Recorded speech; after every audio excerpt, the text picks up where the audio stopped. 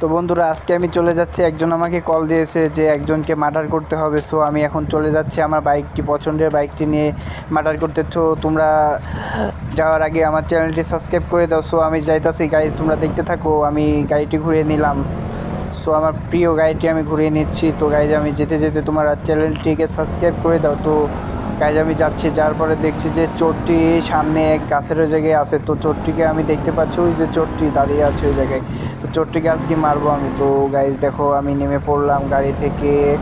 তো গাইজ আমি নেমে পড়লাম। সো এখন একটা বন্দুক নিব, বন্দুক নিয়ে এই চোরটিকে মারবো। তো গাইজ চোরটিকে আমি এখন মেরে দিলাম, একবারে মেরে দিলাম চোরটিকে।